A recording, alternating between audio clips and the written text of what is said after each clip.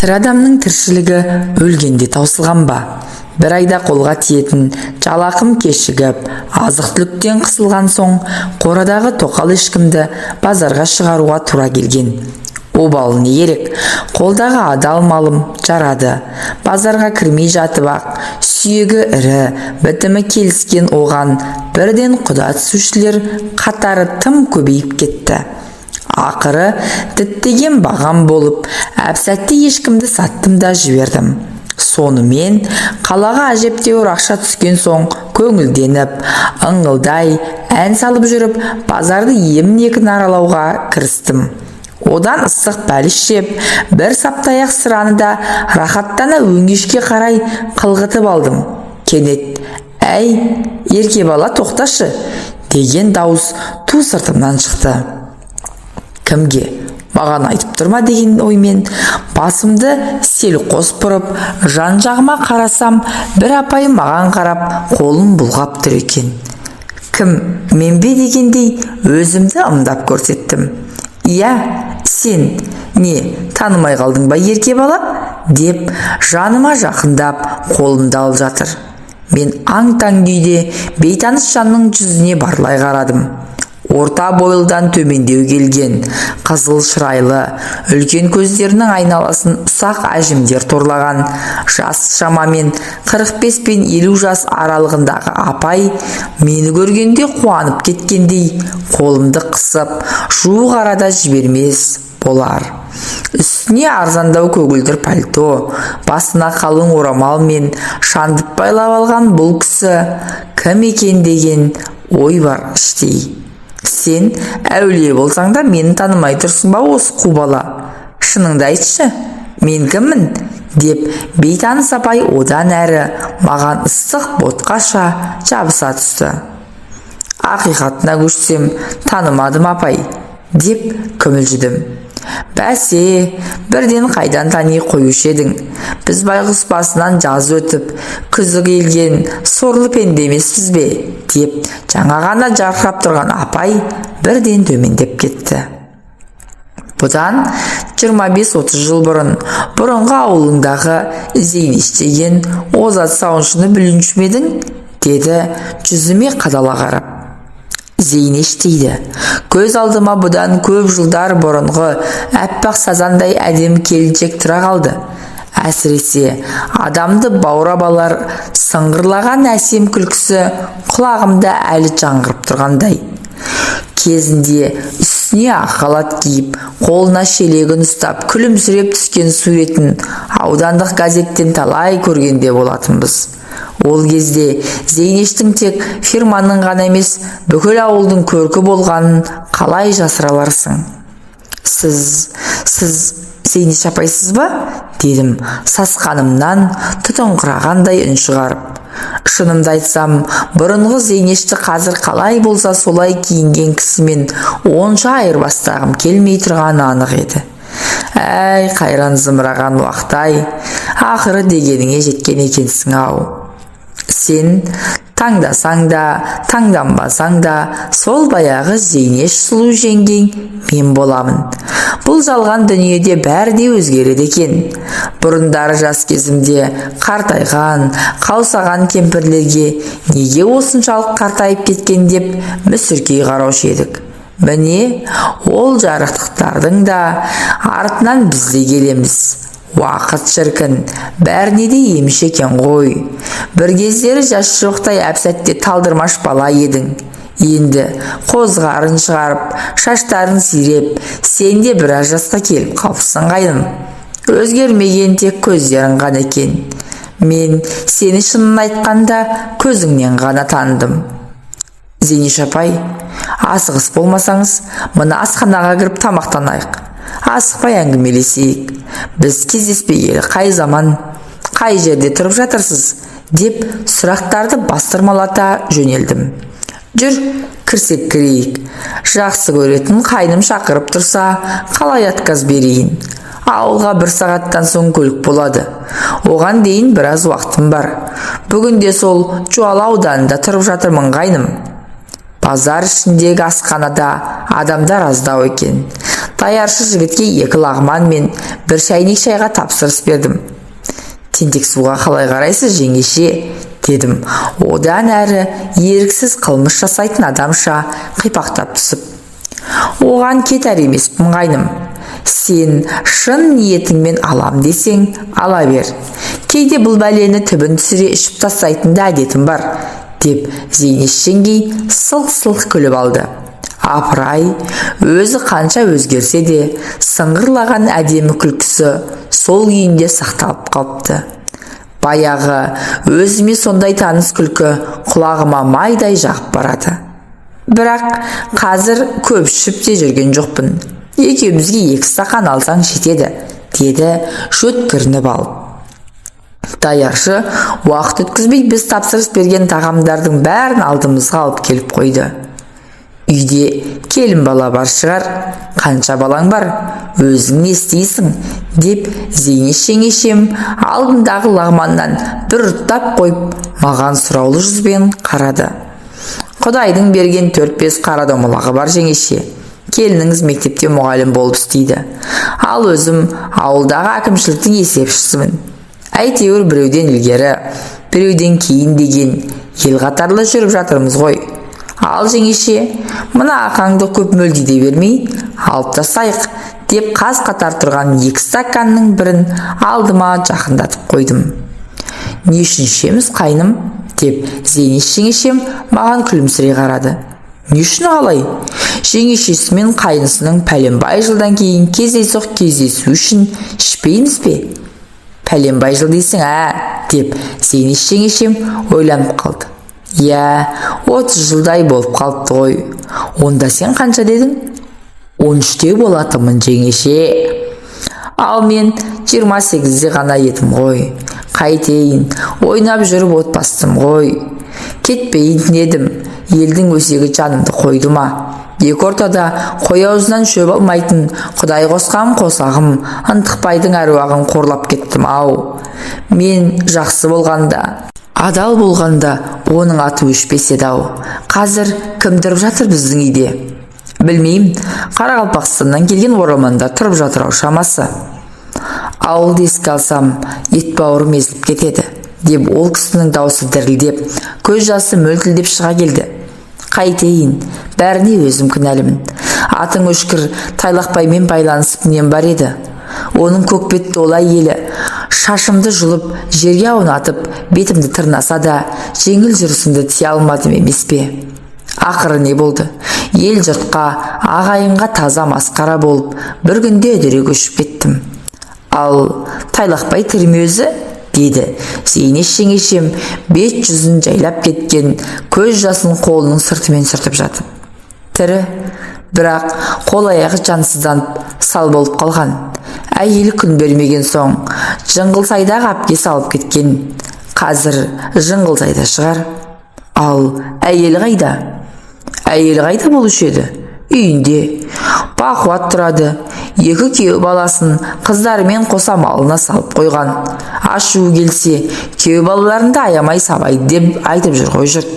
Құрысын, атын естісем жүрегім зырқ ете қалады.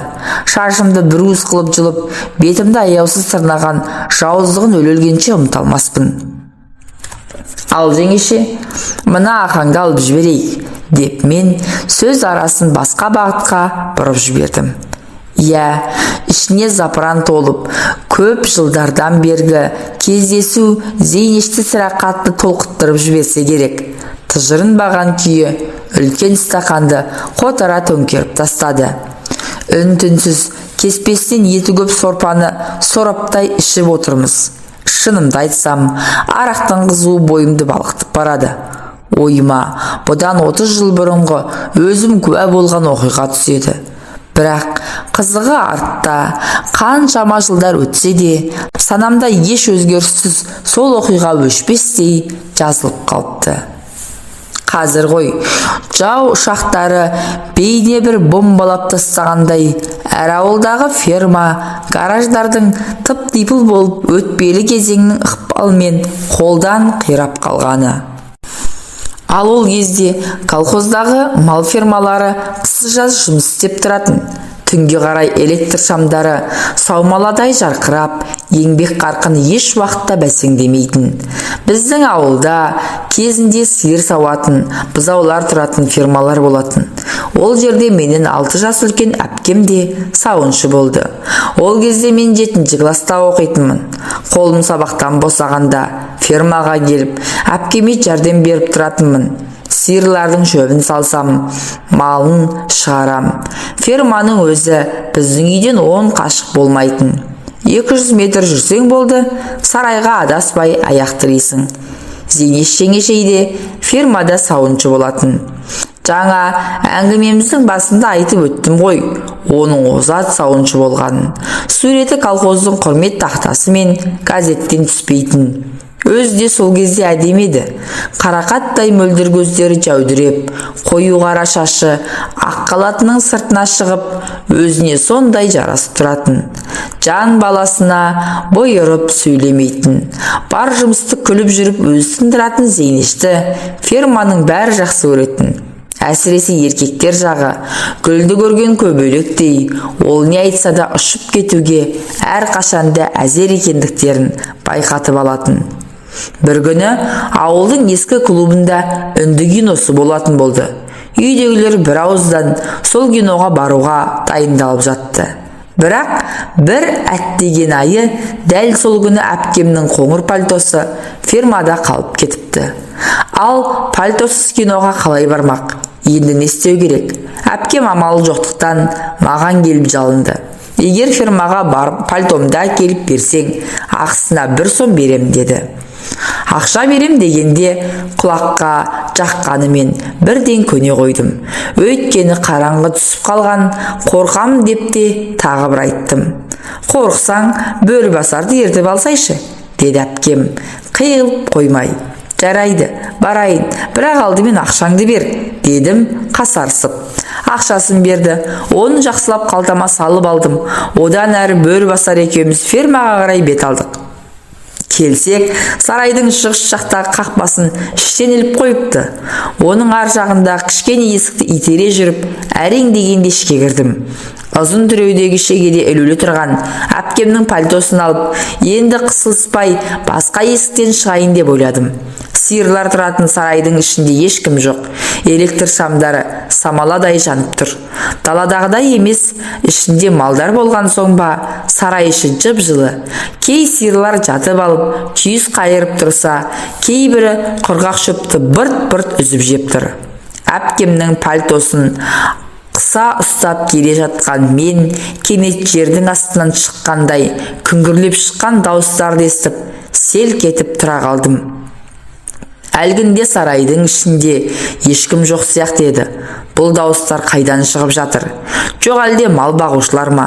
Жан-жағыма барлай қарасам, өз орындарында қас-қатар тұрған сиырлардан басқа көзге ешкім көрінбейді. Құлағыма шалынған әншейін бір нәрселер шығар деп алға жүре беріп едім. Булыққан, ыңыранған дауыстар шықты. Тү, қытығымды келтіріп жібердің ғой. Жайырақ сүйші жаным, деген әйелдің қылымсый шыққан дауысын анық естідім. Қайдем енді, өлем бе? Бір сен үшін бәрін таза жиып қойып едім. Ой жаным, сол ақтамағыңның иісінен айналдым. Тағы да сүйейінші жаным. Жер астынан күңіренге шыққан бұл дауыс еркектің даусына ұқсайды. Ойбай, ойбай, тұншықтырып жібердің ғой. Не бәле, ту, аузың сасып кетіпті ғой. Күні бойы пияз жегенсің бе? Жоқ әлде үйіңде пияздан басқа ешнәрсе жоқ па? Әйелің саған пияздан басқасын бермейді шамасы. Шыныңды айтшы тайлақпай, деп әйел сыңғырлай күлді. Соның атын бүгін атамашы жаным. Сенен өтінемін, деген еркектің даусы гүрілдей шықты да, сол сәт олар күреске түскен палуандай опыр-топыр болды да кетті. Сонда ғана байқадым, сүт қабылдайтын жердегі шағын жайдан шығып жатыр екен ғой әлгі күбір-сүбір сөздер. Бірақ өздері көрінбейді. Соған қарағанда екеуі дәуде болса, бос ақырға жайғасқан-ау шамалысы. Дауысы сондай таныс, тайлақпай дейтін еңгезердей жігіт осы ферманың сиырын бағады.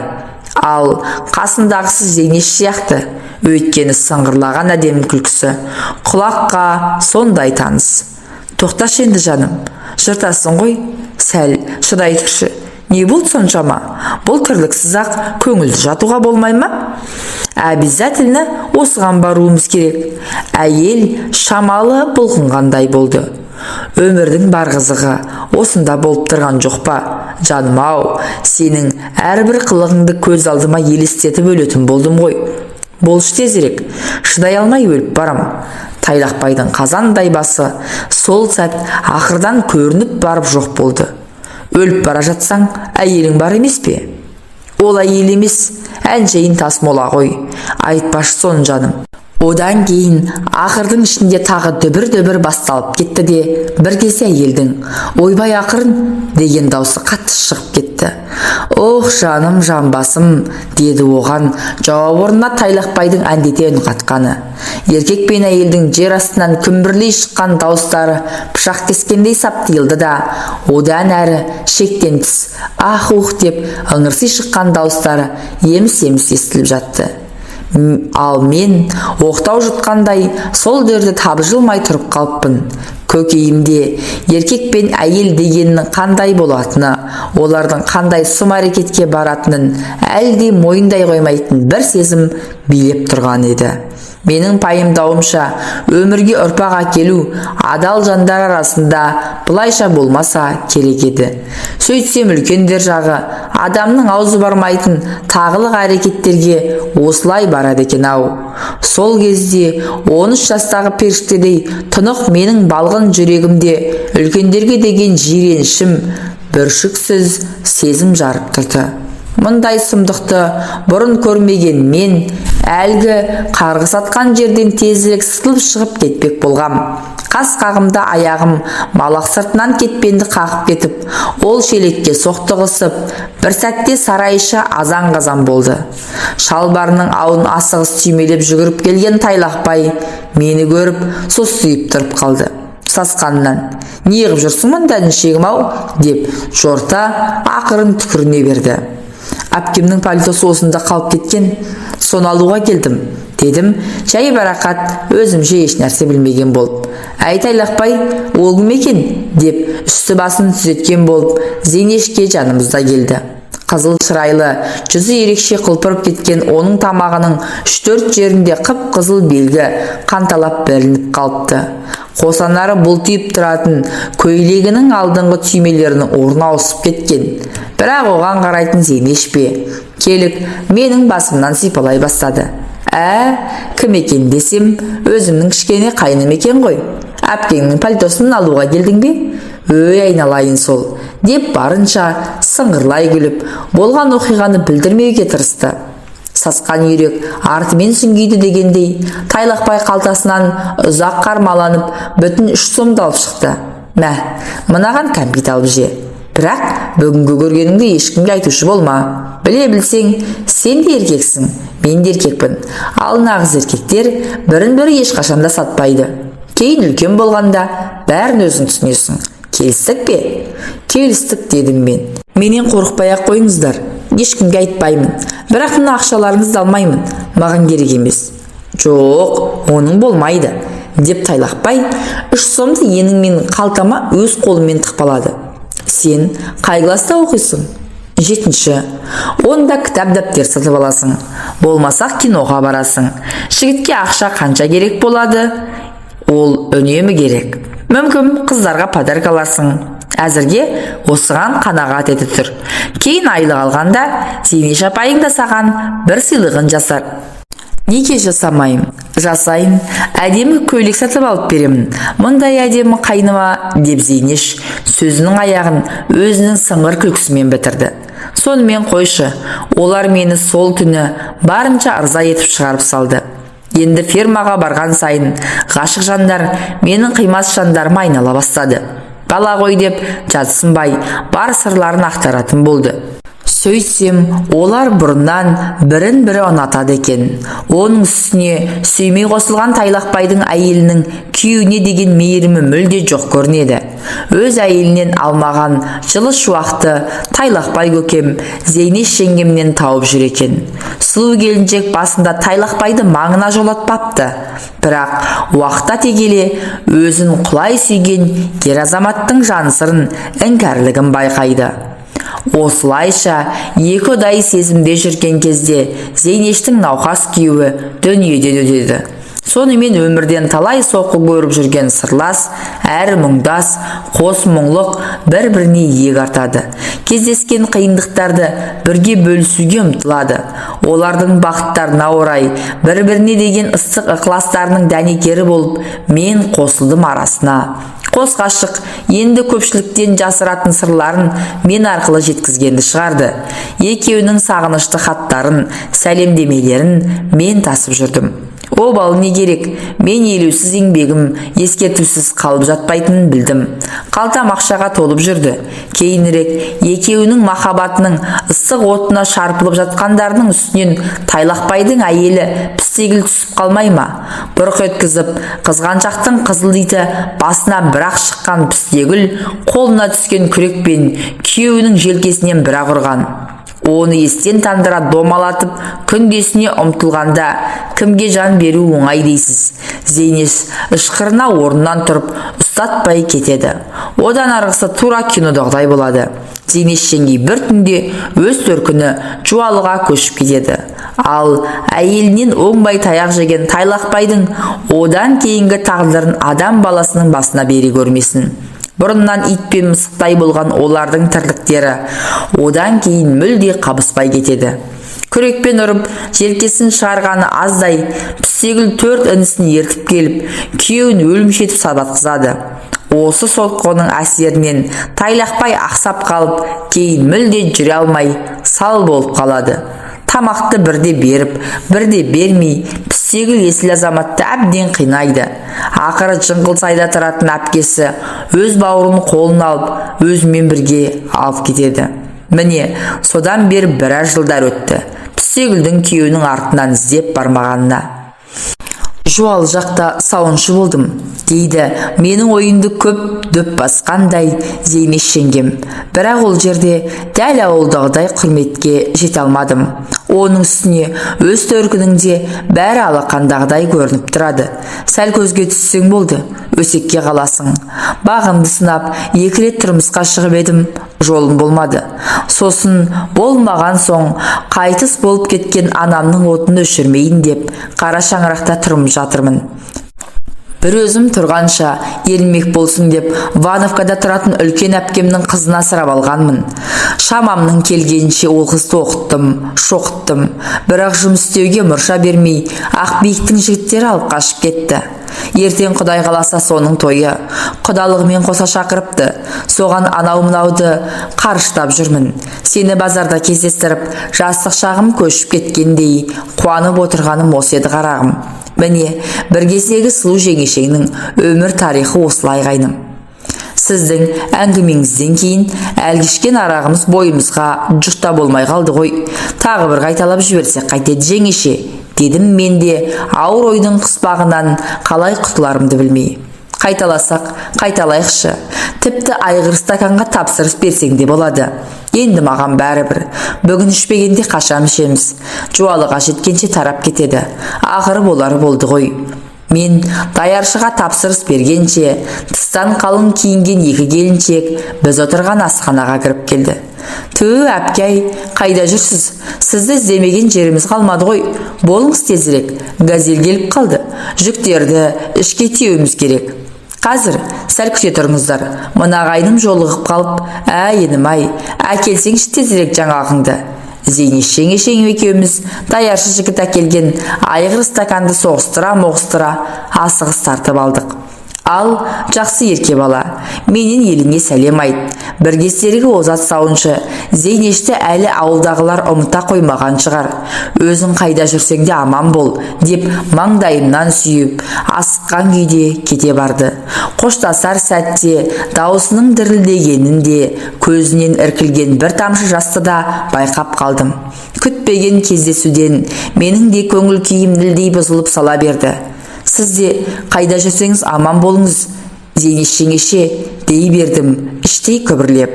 Я, 30 жыл тісімнен шығармай, сармайдай сақтаған сырымды именбей сыртқа енді шығарсам, неге осылай еттің деп ешкімде кінәлай қоймайтын шығар.